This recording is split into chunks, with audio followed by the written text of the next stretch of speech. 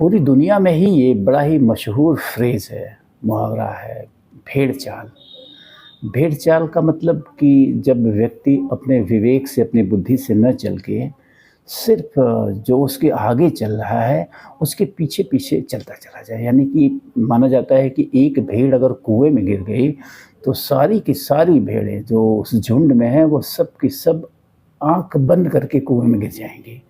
ये सत्य है।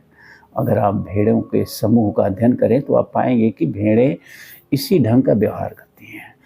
तो मेरा कहने का मतलब है कुंभ में जो हादसा हुआ है वो ठीक कह सकते हैं कि इसी प्रकार का हादसा है। कुंभ में जिस तरह से भीड़ की तरह हम सब देखा वहाँ पहुँच रहे हैं। आप लगातार देखिए इतने बड़े हादसे के बाद फिर से स्नान में वहाँ इतनी भीड़ है कि दुनिया का सबसे लंबा जाम लगा हुआ है। 300 किलोमीटर एमपी बॉर्डर पे 300 किलोमीटर लंबा जाम लगा हुआ है। My goodness!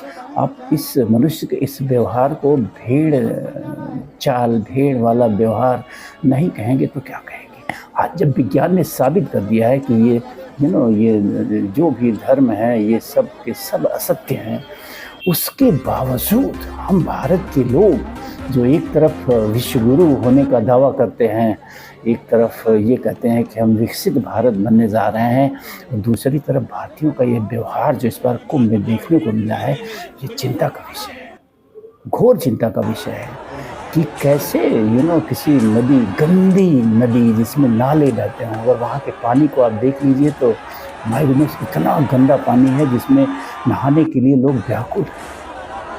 शायद पापियों की संख्या बढ़ गई है, तो क्योंकि माना जाता है कि संगम पे नहाने के बाद पाप धुल जाते हैं। तो स्वाभाविक सी बात है कि जो लोग वहाँ जाने के लिए आतुर व्याकुल हैं वो सब के सब पापी होंगे, अपना पाप धुलना चाहते होंगे कि हम संगम पे चल के अपना पाप धुल लें। तो कुल मिला के कहने का तात्पर्य है कि जिस देश में पाप धुलने की इतनी आसान पद्धति हो, इतना सरल तरीका हो, वो देश तो पापियों से भरा ही रहेगा। क्योंकि आप साल के 364 दिन पाप करिए और फिर 65वें दिन जाइए किसी नदी में, कुंभ में नहा लीजिए और सारे पाप आपके धुल जाएंगे। फिर से once again you are refresh. आप फिर से जो है ढेर सारा पाप करने के लिए एलिजिबल हो जाएंगे। तो इतनी सरल प्रक्रिया है। तो कुल मिला के इस वीडियो का मकसद है कि कुंभ में जो मौतें हुई हैं उसका आंकड़ा आखिर सरकार क्यों छुपा रही है? ये वीडियो आप देखिए। चैलेंज करता हूं गवर्नमेंट को, कर दे योगी आदित्यनाथ को मुकदमा मेरे ऊपर करना है तो। डरता नहीं हूं मैंने अपनी आंखों से 70-100 देखा है। मैंने एक 100 को काउंट किया हूं। सरकार को चाहे तो मेरे खिलाफ मुकदमा करना हो कर ले, मैं सरकार के मुकदमों से डरने वाला नहीं हूं। मैंने 70 रजिस्टर्ड 100 देखे हैं मेडिकल कॉलेज में। हिम्मत है सरकार की, चैलेंज करता हूं गवर्नमेंट को, यदि हिम्मत है तो सीसीटीवी की फुटेज जारी कर दो सीसीटीवी की फुटेज। कर दे योगी आदित्यनाथ को मुकदमा मेरे ऊपर करना है तो। डरता नहीं। यह व्यक्ति दावे के साथ कह रहा है कि मैंने 70 लाशें अपने हाथ से गिनी है, और वो चैलेंज कर रहा है उत्तर प्रदेश शासन को कि वो वीडियो फुटेज जारी कर दे उस मेडिकल कॉलेज की जहां लाशें रखी हुई थी। दूध का दूध और पानी का पानी हो जाएगा।